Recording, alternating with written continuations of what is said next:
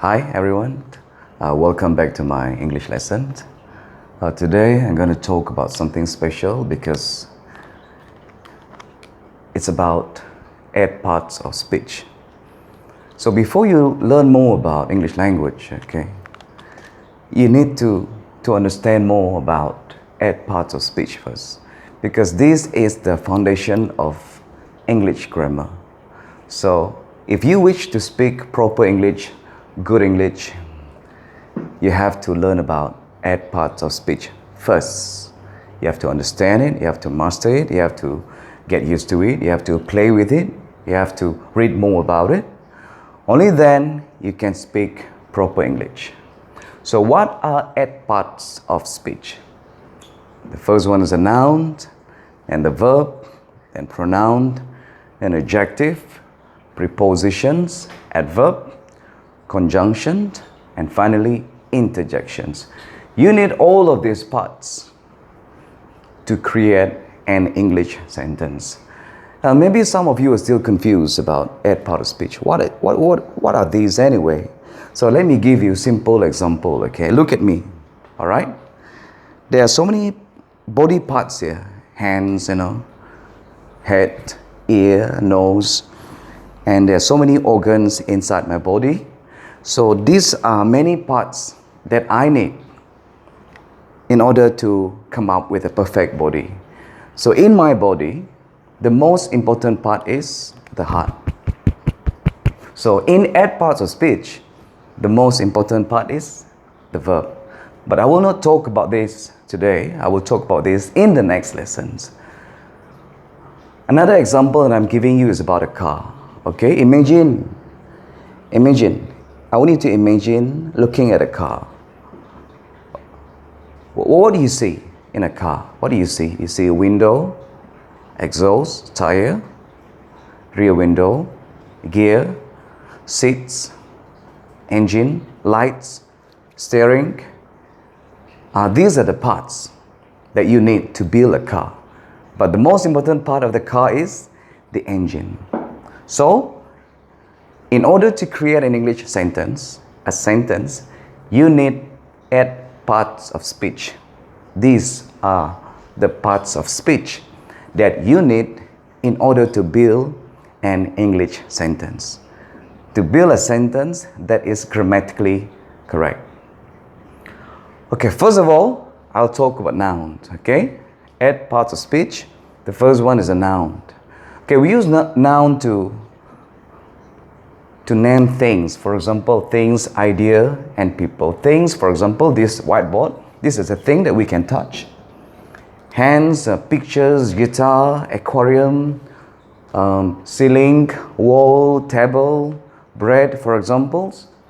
Idea, politics, isolations, poverty, anger, sadness. And for people, for example, we can say the policeman, the politicians, the teacher, the nurse, the doctor, the lawyer. So this is called the noun, under the word noun. Okay, the next one will be pronoun. So we use pronoun to replace the noun. For example, I, you, they, and we. The next one is the verb. Verb is very important, because verb tell us more about the subject. But I will not talk about the subject today. I'll talk about it a little bit, but I'll talk more about the subject in the next lesson, because today I just want you to understand the basic things that you must understand about English grammar, because this will help you to speak proper English. The verb, there are 2 types of verbs. The first one is about actions, the things that we do. For example, read, cry, smile, walk, break. And then another function of the verb is to describe. We use verb to describe something. For example, she is happy, she was sad, they were angry, they are sad, for examples. The next part of speech is adjective. We use adjective to describe. We use adjective to tell us more about the subject. It's very different, from the verb. For example, she is slim. The word slim describes The subject, she. She is fat. She is beautiful. She is ugly. She is boring. She is interesting. These are the words. These are called adjective. The next one is prepositions, okay? We use preposition to connect noun or verb. Okay, let me give an example, okay? To, for, at, in, on, under. For example, there's something under the table. There's something under the table. There's something on the table. There's something in your mind. I'm going to school. To school. The word school is a noun, so the word to is to connect the nouns. So the word for, I'm doing it for free, for example, okay? For example, you want to talk about a specific address, you use this. I live at Lot 29, Genesis Park, Kuching, Malaysia, for example. You use this to connect noun or a verb. For example, okay, I'm not good at drawing, for example. I'm not good at playing badminton. The next one is adverb. There are many types of adverbs, but I will not talk about it today. But basically, adverb, it tells more about the verb. It modifies the verb. For example, okay, he comes late. The word he is a noun. The word comes is a verb. The word late is the adverb. He comes late, or he comes early. He comes too soon. He walks the way he walks slowly, or he walks quickly. The next one is conjunction. We use conjunction to combine phrases, to combine ideas in a sentence. For example, okay, I cannot come to school as I was physically injured. He and I are best friends.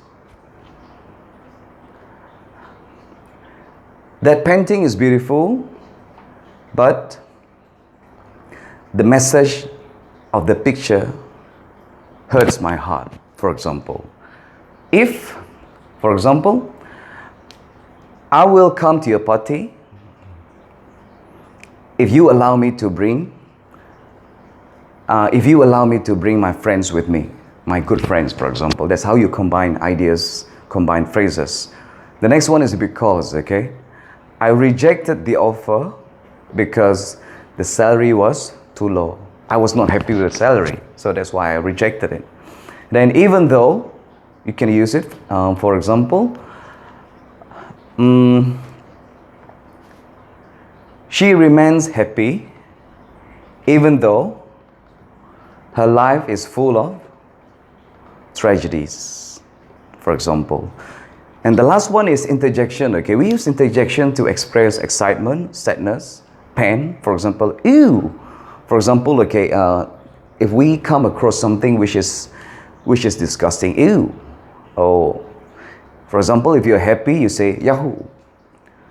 Ouch, for something that hurts, say, ouch, that really hurts. For example, alas, and finally you achieve something, alas, we have reached the peak of the mountain. And then, wow, you are impressed. Hooray, you're happy. So these are the add part of speech that you need, that you have to understand, that you have to get used to. You have to remember all of these add parts of speech before you write a sentence. When you write a sentence, you need all of this, but you don't have to use all of them. But basically, a sentence will consist most of this. It's up to you. The longer the sentence, the more complicated it will be. But basically, a sentence will require noun, verb, and adjective. The basic things, okay? For example, okay, let me give an example.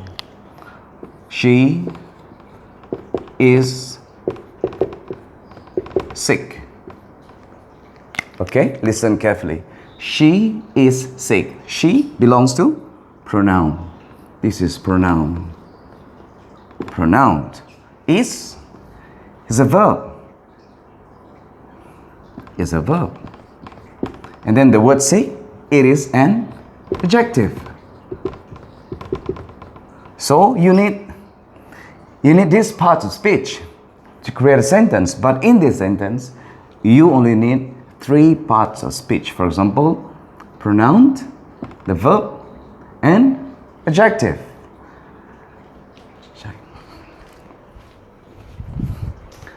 Okay, let me give you another example.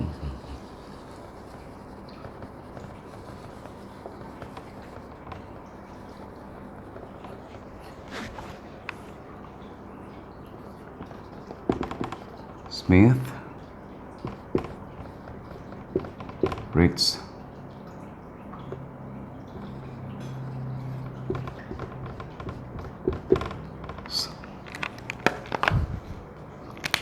okay, I look at this sentence again. Smith reads many books. Smith, the people. Noun. Reads is a verb. Many, because the word many describes the books, so it becomes adjective.